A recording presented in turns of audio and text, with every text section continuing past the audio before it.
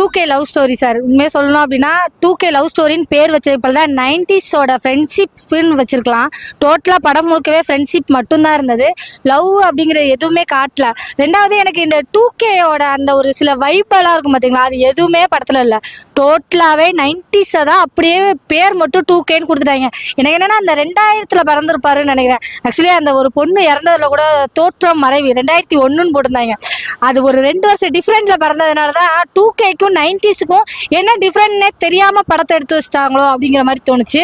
டோட்டலாக உண்மையிலே இது 2Kயோட லவ் ஸ்டோரியே கிடையாது. 2Kயோட ஃப்ரெண்ட்ஷிப் ஸ்டோரியான்னு கேட்டால் அதுவும் கிடையாது. இந்த ஃப்ரெண்ட்ஷிப்புமே பார்த்தீங்கன்னா 90ஸில் நாங்கள் அப்போயே இதெல்லாம் பார்த்துட்டு வந்துட்டோம் அப்படிங்கிற மாதிரி தோணுச்சு. ஏன்னா நிறைய ஃப்ரெண்ட்ஷிப்புக்கு அடையாளமே பிரியமான தோழி அந்த மூவிஸு அந்த ஒரு ஜானர் தான்.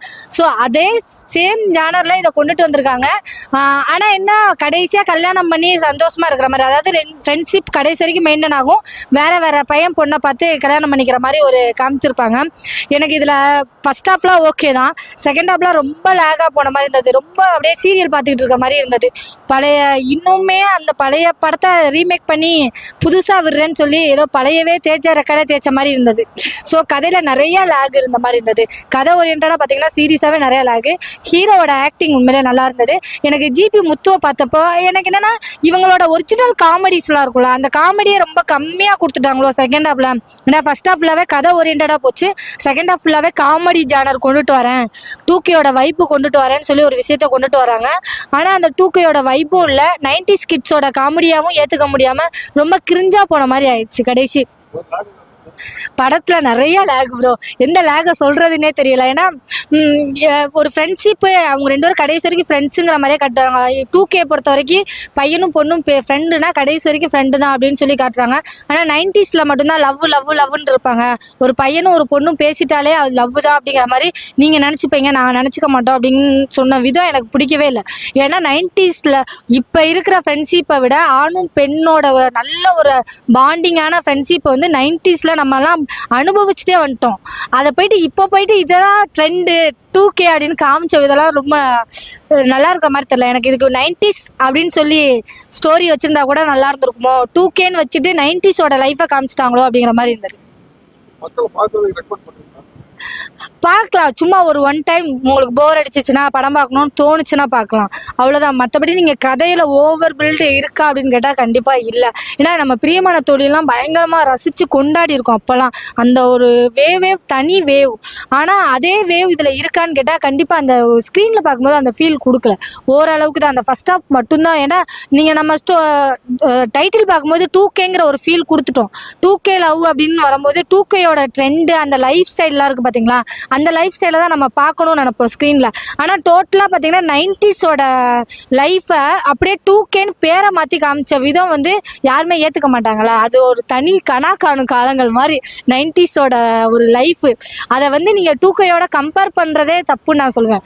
அந்த ஒரு லைஃப் வேற ஒரு லைஃப், அந்த லைஃப்பை இதோட கம்பேர் பண்ணுறேங்கிற பேரில் பேரை மட்டும் மாற்றிட்டு 2Kன்னு கொடுத்துட்டு மற்ற எல்லாத்தையும் எங்கள் லைஃப் அப்படியே காமிச்சிங்கன்னா என்ன ப்ரோ அப்படிங்கிற மாதிரி இருந்தது.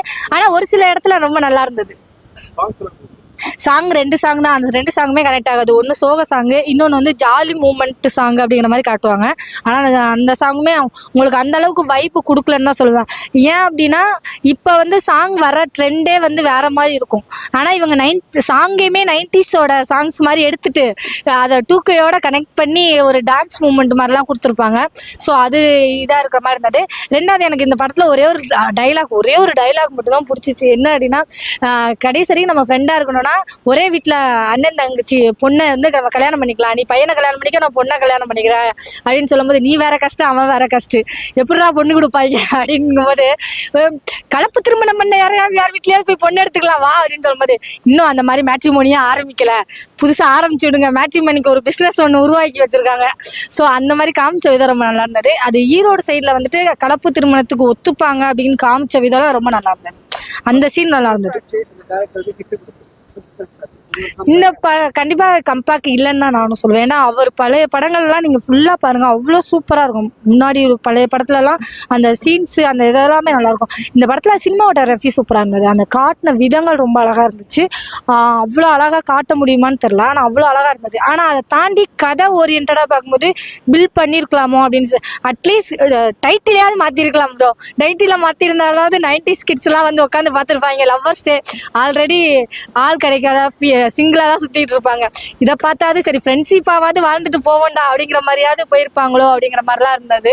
அந்த மாதிரியாவது பண்ணிருக்கலாம். டைட்டில்ல தான் மிஸ்டேக் பண்ணிட்டாருன்னு நினைக்கிறேன். லவ்வர்ஸ் டேக்கு கண்டிப்பா செட் ஆகாது. இந்த படம் லவ் படம் கிடையாது. நம்ம லவ் ஸ்டோரின்னு தான் சொல்றோம்.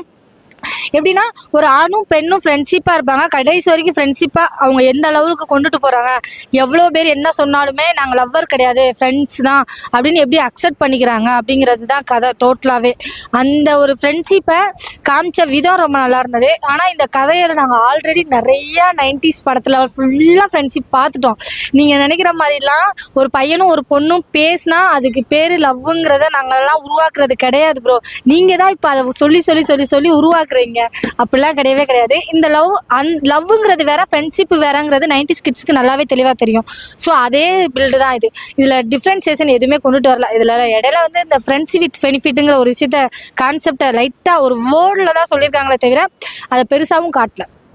ஸோ டோட்டலாக இது 90ஸ்க்கான படம், 90s கிட்ஸோட ஃப்ரெண்ட்ஷிப் படம், அவ்வளோதான். No 2K love story.